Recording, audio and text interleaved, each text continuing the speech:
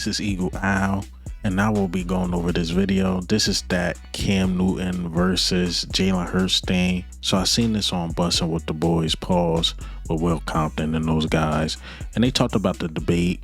I seen a little bit of it. I seen like the YouTube short, and I'm pretty sure Will Compton said, yeah, Jalen Hurts is good, but he just know Cam Newton. And I went to the full video. Again, I didn't watch it, so we're gonna play, see what the guys say, see do they give any pushback. I will commentate in between, but let's go ahead and roll the tape. The Cam Newton, Jalen Hurts debate going on.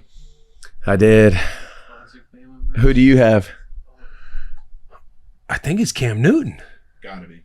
Has to be. I mean, Cam Newton, it's like they're both great. Right. Jalen Hurts, great player. But Cam Newton is somebody that you had to game plan for. Like when you're playing the Carolina Panthers, it's, hey, this team runs through Cam Newton. It runs through the one. It runs through jersey number 1. And so you would have to do everything around Cam Newton. Jalen Hurts, hell of a player, has stats. His stats will probably be comparable because where he's at now compared to where Cam Newton was, seems like they're on track. He's got a few more rushing touchdowns. It's like, okay, yeah, 5 guys push you into the end zone. But his stats are there to where it could. I heard that little diss.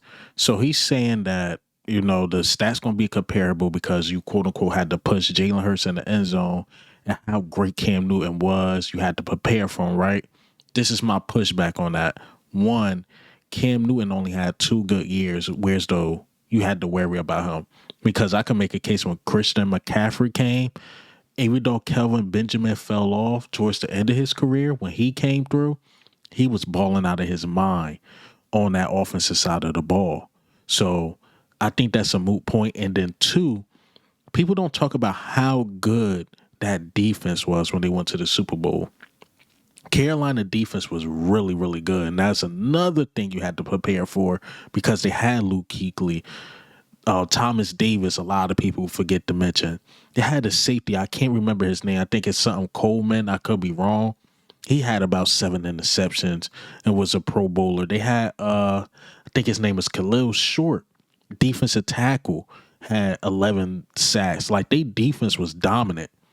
And I can also make a case that if Jalen Hurts had that defense and went 15-1, I almost could put my last dollar or bet my last dollar he wins that Super Bowl. But let's listen to more of this clip and see if we can push back on a couple other things. A debate or an argument, so to speak. But, bro, you're not game planning Jalen Hurts the same way that you would game plan Cam Newton. Like on the Eagles, you got Saquon Barkley. They've been known for their line of scrimmage for like the last decade, it feels like. They got A.J. Brown, Devontae Smith. They got all these weapons. Now, Carolina had great players on their team too, but I'm telling you, the entire pulse, the entire game plan was around Cam Newton. Yeah, who was Carolina's best? Once again, for what, 2 years, his rookie year and the Super Bowl year. After that, people didn't really game plan for Cam Newton. It was a Christian McCaffrey thing. And that is a fact. I don't know why nobody's bringing that up. I think they had like a center that was an all-pro and like a right guard too. So they had a decent O-line and they had Christian McCaffrey. Now the problem with Christian McCaffrey is that he was getting hurt a lot. But they went into the game like, we stopped Christian McCaffrey, we win this game. So let's stop this. It was 2 years had to worry about him because rookie year, nobody seen it coming. And then that 2015-2016 year when he went to the Super Bowl. But again, for that year, I can make a case that defense was dominant. That defense was dominant, man. That Cam played with. Steve Smith. I mean, Steve Smith was a dog. Greg Olsen was a dog. But he was older, though, I feel like. Yeah. And no, you're right. Ted Ginn, but, bro, there's a horrible highlight tape out there. They're like, y'all want to have this argument? Look who Cam Newton was throwing to. And Ted Ginn dropped like 6 wide open touchdowns in games that some were losses as well. That were like less than a score. And I'm just saying that Cam had a lot of good players, a lot of good talent around. They had good defense. Yeah, I mean, Luke Kuechly, you had Shaq. Davis. Yeah, Thomas Davis, Shaq Thompson, their line of scrimmage with Starr and Peppers, Julius Peppers. Like they had some Josh Norman. they had some dogs. So when you say like Cam Newton didn't have as much to work with than Jalen Hurts, the argument will be, oh, he had great players, he had great teammates too. That is true. Like Greg Olsen was a beast, Steve Smith was a beast, Ted Ginn, that he was a beast. All those players were good players, but it's not like when you're sitting in game planning against the Eagles, like you have to think about all of these other cats before you think about Jalen Hurts. He is a weapon in the run game. He can throw the ball well. He's got a good passer rating. He gets the ball into the hands of AJ fucking Brown. You got Saquon Barkley, and you're talking about the line of scrimmage, not in the same breath that you are when you're playing against the Carolina Panthers, because it's like everything runs through Cam Newton. To play devil's So I think it's Cam Newton. People want to talk about leadership and showing up. Yeah, like Jalen Hurts, phenomenal leader, great on the mic anytime he gets in the press conference. He's an awesome fucking player. It seems like an awesome guy, but the stuff you hear about Cam Newton with his competitive nature and just watching this specimen on the field, like you'd be out there pregame warm-up and you'd see this dude and it's like, that is a fucking action figure. And he was deadly because I think that's the thing. When you look at Cam Newton and when you look at Jalen Hurts, the physique is totally different. I think people stuck on that, and he tried to downplay leadership. I can make this case.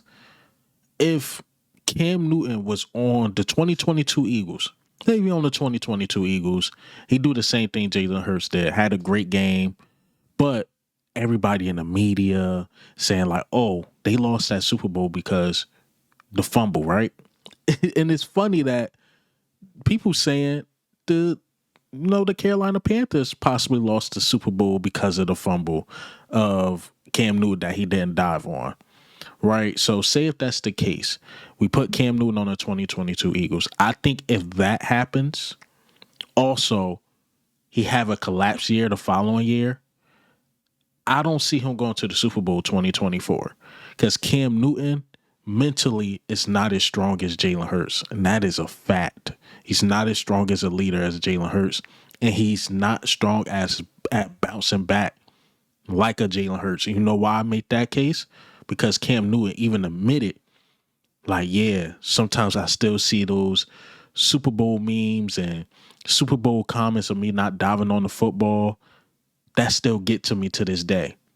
Imagine if that fumble got to Jalen Hurts to this day, there would be no Super Bowl team. Hell, I could also make a case AJ Brown will possibly leave because he don't want to deal with a mentally weak quarterback.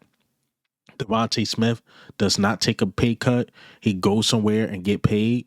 Dallas Goedert goes somewhere else. Your team is dismantled because they don't trust the leadership that's going on in the quarterback room. I can make a strong case for that because a lot of people downplay that leadership stuff. If Jalen Hurts wasn't a strong leader, we would have not bounced back from the 2023 season. We would have not bounced back because that would have been mentally on our mind. And then you go into the season, the Super Bowl season, starting 2-2. So that creeps doubt. The media is on your back. And he couldn't handle Carolina's media. Imagine him in Philly's media. Is there even fans of the Carolina Panthers? And I'm being dead serious, man. Is there even like a big fan base there? Is there a big media team there? No. He couldn't handle that. Again, imagine in Philadelphia. So don't downplay the leadership. Yes, Cam Newton, big arm, fast, strong. But the willingness to win, I give that to Jalen Hurts all day, every day.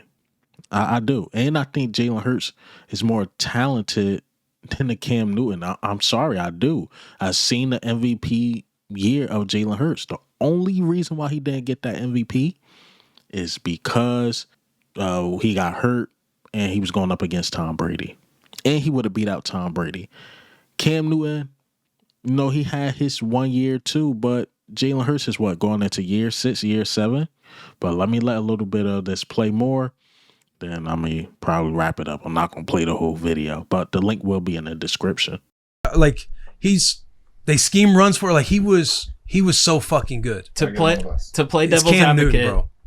The Chiefs thought the same thing about Jalen Hurts and said, just make him pass. That's all we got to do is make him pass. And then we saw what happened.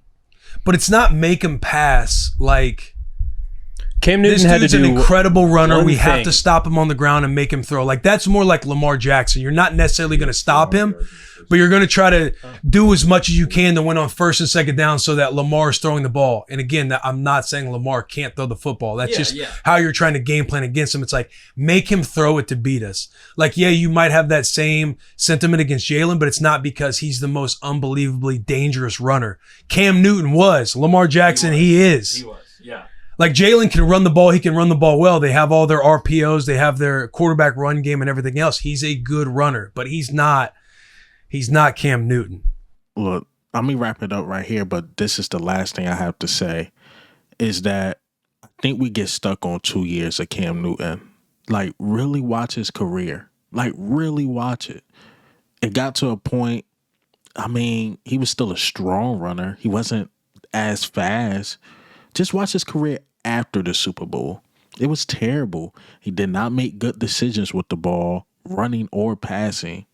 Again, it got to a point, it wasn't Cam Newton's team anymore. It became Christian McCaffrey's team. And you seen when Christian McCaffrey was getting hurt, Cam Newton had no answers. Now, did the front office help Cam Newton out in Carolina? Not too much. Not too much. They really didn't get him weapons, to be fair. He had Greg Olsen, but they really never got him that receiver. Well, they did get Kelvin Benjamin, and he was only good for like a year or two. But look at his career, man. He wasn't the leader on the field or off the field. He wasn't. It wasn't at all. And it was ugly football on the field. It was ugly football. I'm telling you, you guys are stuck on the rookie year. You guys are stuck on the Super Bowl year. That's it. I mean, again, go back to this point. Compare his first 6 years compared to Jalen Hurts. Numbers and all. It's not that big of a difference. Maybe in passing yards. But other than that, man, Jalen Hurts got a Super Bowl, been to 2 Super Bowls, so we can't call it a fluke thing. Jalen Hurts is just better. He's just better, man. And y'all just stuck on the highlight reels of Cam Newton. And when you look at his highlights, I mean, they were incredible. But look at the lowlights. Really watch the tape. I'm telling you, Cam Newton wasn't that great. But that's all I got for you guys today. And hey, man, what do you think and how do you feel? Am I tripping on this one, man?